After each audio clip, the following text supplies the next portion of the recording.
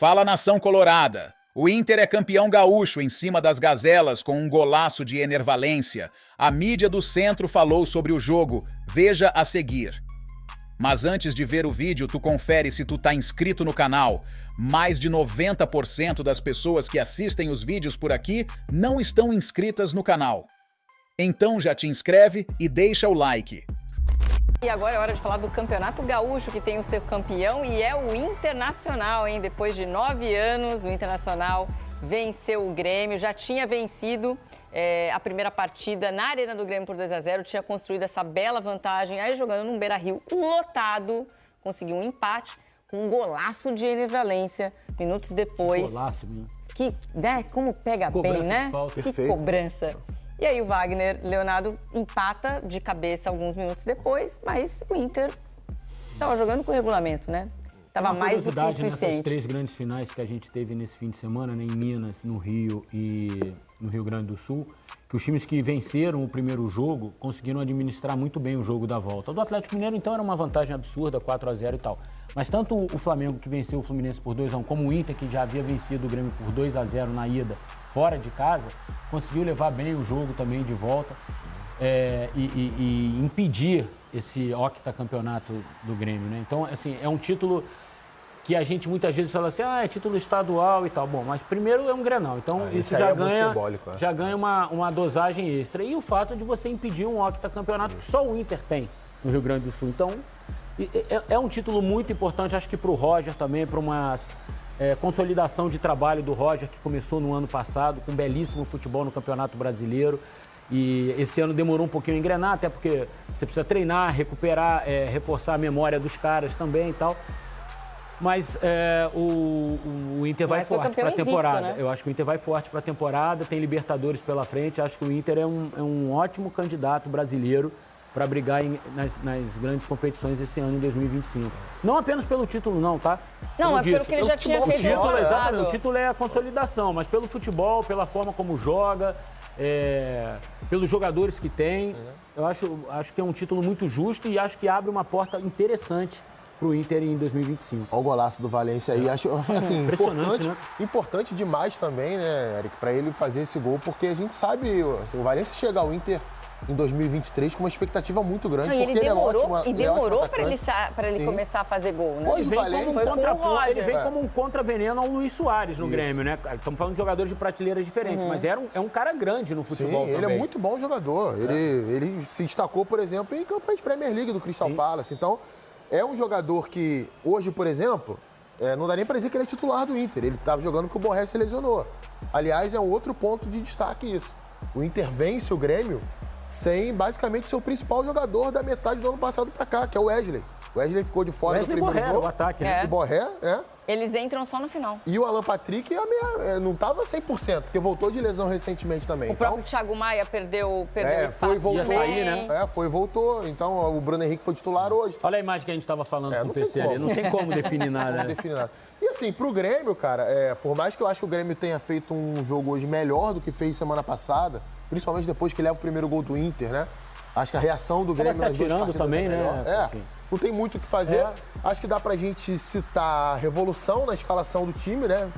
Por parte do Gustavo Quinteiros. O Edenilson, por exemplo, ninguém esperava ele jogando na função que jogou hoje. Ou era Cristaldo ou era Monsalvo. Edenilson acabou entrando. O Igor Serrotti, lateral da Seleção Sub-20, jogou, né, à frente do João Pedro e do João Lucas, né? Os dois laterais do Grêmio, que são ali mais experientes e que disputavam, em tese, a posição titular para essa partida. Só que, assim, comparando com o Inter, tá num estágio bem abaixo, né? Porque mudou treinador, mudou muita gente do elenco, tem muita gente chegando há pouco tempo, né? Vários jogadores que disputaram essa final. Então, totalmente tem gente que não tem nem... O próprio treinador, né? Tem gente que não tem nem 10 jogos pelo Grêmio. Já disputou aí 2 Grenais de final. Então, é uma construção que vai ter que ter um pouco mais de paciência ao longo da temporada. E, é claro, tentando resolver mais rápido os problemas, sobretudo defensivamente. É uma coisa que eu, sinceramente, não esperava do Grêmio com o Gustavo Quinteiros nesse início, não. Sempre foi um técnico que montou sistemas defensivos mais sólidos, já tendo essa dificuldade inicial no Grêmio. Esse é o ponto. E acho que, assim, as classificações na Copa do Brasil mostraram que o Grêmio tá longe ainda de ser uma equipe confiável, sólida para o restante da temporada, né? Então, agora dá uma paradinha até começar o Campeonato Brasileiro.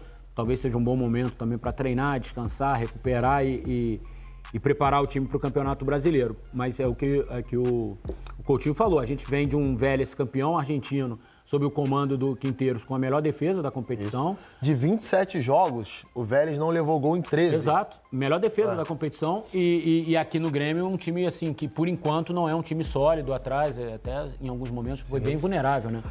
Falhas bobas. Se a gente pega os 2 gols do Inter no primeiro jogo, é 1-2 entre ponta e lateral que o Grêmio não consegue marcar. Ou o Pavão entra de primeira e leva um drible dentro da área, ou o Christian Oliveira não acompanha o Bernabé, logo o Bernabé, que é um dos melhores laterais esquerdos em atividade no futebol brasileiro. Então, aí entra o Alan Patrick sozinho pelo outro lado. A área é mal protegida, sabe? Então, assim, são coisas básicas que o Grêmio precisa ajustar pro restante da temporada. O Campeonato Brasileiro é muito pesado, cobra esse tipo de falha de uma maneira bem cruel. O Grêmio recebe o Atlético Mineiro na estreia do Campeonato Brasileiro, imagina. Tá bem, o tamanho do jogo. Jogaço. Vamos ver o Roger Machado, então, o técnico campeão gaúcho.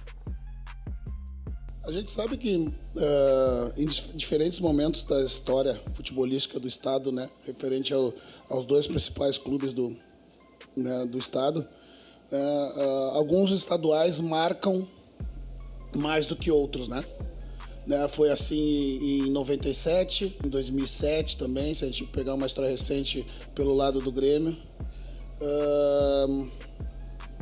Que dependendo de como o cenário regional está, ele assume um peso diferente. E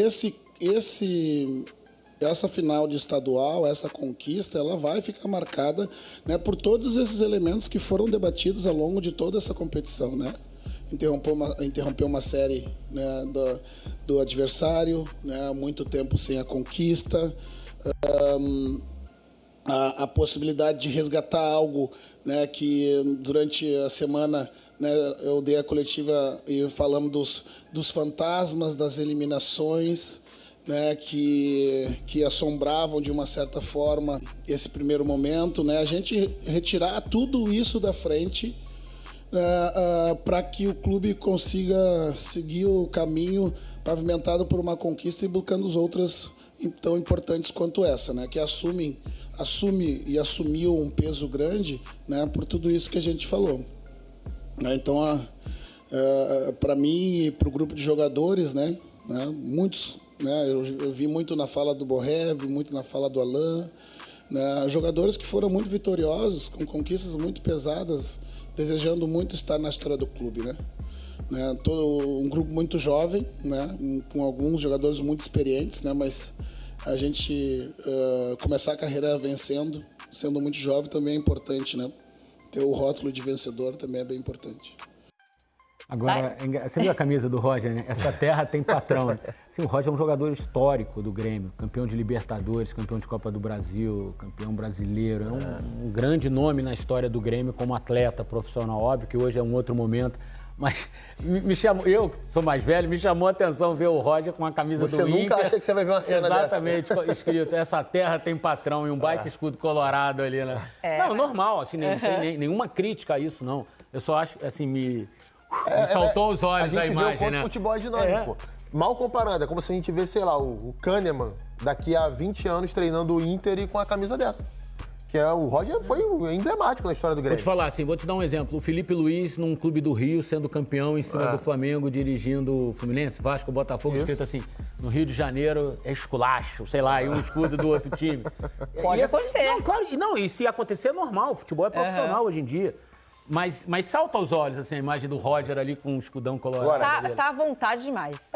Que legal, a gente vê o ressurgimento do Roger, né, como treinador. Exato. Ele tinha feito um grande trabalho no Juventude ano passado. Quando ele sai do Juventude, se eu não estou enganado, o Juventude estava na primeira página da tabela, acho que, se não me engano, era o 10º colocado. Quando ele sai do Juventude. Estava brigando contra o próprio Inter pela vaga na Copa do Brasil, né, para andar na Copa do Brasil. E tinha eliminado o Inter no Campeonato Gaúcho. Na semifinal. Fez a final do Gauchão ano passado contra o Grêmio. Perdeu, mas fez jogos duros com o Grêmio. E assumiu o Inter. Eu, sinceramente, tinha muito receio da receptividade que ele teria, né? Porque a gente sabe que as coisas não funcionam da noite pro dia e o histórico dele no Grêmio poderia pesar contrariamente. Tem muito clube que não deixa de contratar um treinador por causa da identificação e com lá o é muito rival, pesado, né? gente. Lá é muito pesado. Assim, o início dele é um início difícil. Ele consegue fazer o time reagir com um trabalho muito autoral. É muito diferente as coisas que o Inter faz do que tentava fazer com o Kudê. Inclusive, aproveita melhor os jogadores.